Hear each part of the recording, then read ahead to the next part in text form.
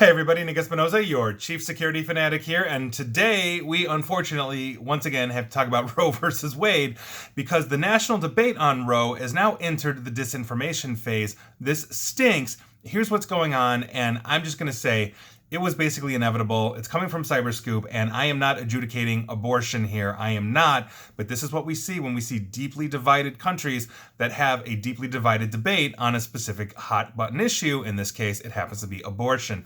Now, this is what's going on.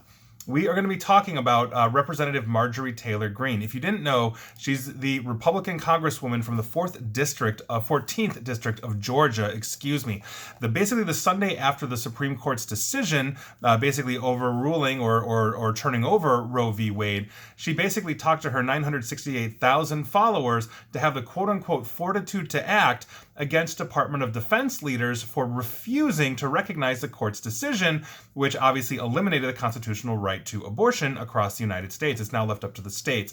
Now, here's the thing. Department of Defense leaders never stated that they would actually ignore the court's ruling in Dobbs versus Jackson. That is the case that overturned Roe. She then, Ms. Taylor Greene, Congresswoman Taylor Greene, then repeated essentially the trope that appears to have originated from a now suspended Twitter channel known as BNN Newsroom from the previous day. Now, I don't know what BNN is. I went looking, and again, they are banned or off of Twitter. Now, the BNN post erroneously said that the Pentagon would not recognize abortion laws implemented in the wake of the Dobbs decision.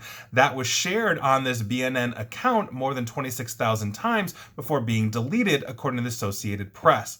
Now, while Taylor Greene's call to her followers said that the DoD leadership had quote, waged an insurrection against the Supreme Court, end quote, basically the statement from Defense Secretary Lloyd Austin III really wasn't that. And let's go through that, because Austin's statement made basically in the hours of the court ruling said that the agency, the DoD, was quote unquote examining the Dobbs decision and evaluating internal policies to ensure access to reproductive health care for service members and their family, quote, as permitted by federal law. Now, that's a rather bland statement. I mean, that's a pretty basic statement. They're not coming out and saying, we oppose this. This is a pretty milquetoast statement for a government official to put out that basically says, well, we're reviewing everything right now because obviously the legal landscape has changed. But that statement, that bland statement, spawned the BNN story, which in turn led to Marjorie Taylor Greene basically tweeting that essentially the DoD leadership on top of that must be removed, quote unquote. Now, this incident really exemplifies why this abortion issue, or for that matter, any hot button issue that we have deeply divided populace on, is both polarizing and in this case emotional, and it's the perfect vessel for spreading divisive falsehoods. Now, let's talk about Herb Lynn real quick. He's a senior research scholar for cyber policy and security at Stanford University, and he says that he worries that these qualities will basically make the mounting abortion wars, quote unquote, an easy target for foreign interference. And that is where I'm actually going with this. Now, abortion after the Dobbs ruling, quote, has all the earmarks of being set up for that. That's this kind of interference, according to Lynn. Quote, it's an ideal opportunity for the Russians to intervene. This is a very emotional issue for everybody, no matter how you feel about it. And being an emotional issue means that you are much less likely to exert your critical thinking. Meaning, an emotional issue, somebody like Russian intelligence or other intelligence agencies could continue to drive a wedge into society by really ramping up the rhetoric or taking, let's say, a very bland statement and turning it up to 11. This is something we've seen consistently over and over and over. And if you don't think these things happen, you can literally go and read the almost 4,000 ads that the Internet Research Agency out of Russia actually posted in the 2016 election. They're free for anybody to download and look at. Tons of research has been done on this. Now, according, and as well, and I thought she had a good one, Kylie Ann Hunter, she's a senior political scientist at the RAND Corporation, and I quote, the Taylor Greene tweet injected hysteria into the pedestrian statement from Austin and harnessed a legitimate-sounding fake news source to imply trustworthiness, both key ingredients for spreading disinformation. And she is absolutely correct. things seem legitimate in disinformation, they also confirm your confirmation bias, which then pulls you one way or the other. If it looks good and it feels good to you, odds are you're not going to use that critical thinking. You're not going to double check that to say, well, let's see what the Secretary of Defense actually said. You're going to spread that. Then people around you who trust you, Nick posts all the time. Nick's got good content. I trust Nick constantly. Now you're not checking. I urge all of you to go and review this. Don't just take my word for it. I do my homework, but you should do your homework as well. Now, DoD Undersecretary for Personnel and Readiness, Gilbert Cisneros Jr., did issue a memo basically days after that said, regardless of state law, the Department of Defense will continue to follow federal law for its service members. The Department of Defense is a federal agency, exempt usually from state laws.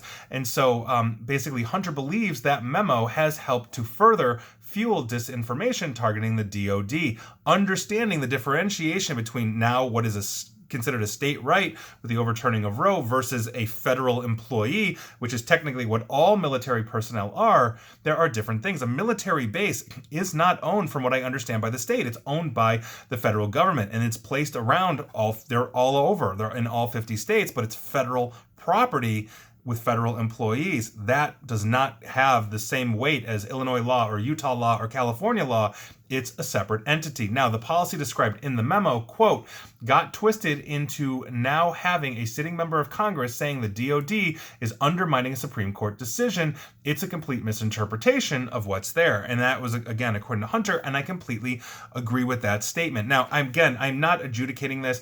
If you're for or against it, that is not the discussion we're having. What we are talking about is we have to really look at hot button issues, and we have to cut through the noise, cut through the rhetoric, cut through the hyperbole, no matter where it's coming from or on what side. You may think of Marjorie Taylor Greene and you may absolutely hate her, or you may absolutely love her. That is irrelevant. Even if you love her, you should be double checking your facts. And if you hate her, you're probably going to do that anyway. Same on the opposite side. If you love or hate, Alexandria Ocasio-Cortez, she's very much on the left here in the United States. You still want to make sure that you're fact-checking to make sure she is accurate as well. This goes both ways. It really does. This is not about one side or the other. It's about understanding at the end of the day what is accurate. And if we have basically a bland statement saying, hey, we're evaluating things because, this is a huge change to the entire nation, 50 years of law has just basically been reversed, of course they're going to need to take time to understand that. They're not saying we're tearing this down. They're not saying screw you to the Supreme Court. They're not doing any of that.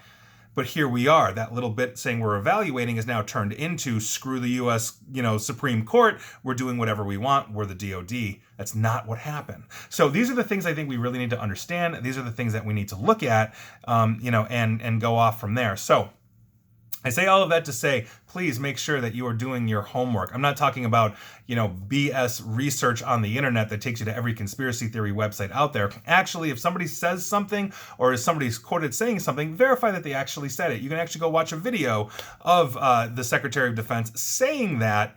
Learn it for yourself. That's all I'm saying. Cut through the noise. And if it seems hyped up and it really confirms what you believe and you're hyped up about it, try and take a step back. It's something I try to do all the time when I believe one thing or the other. And there you go. And please like, share, follow me here on Facebook and Twitter at NickAESP. And please feel free to subscribe to me at YouTube as well. And as always, stay safe, stay online, and please attempt to stay private.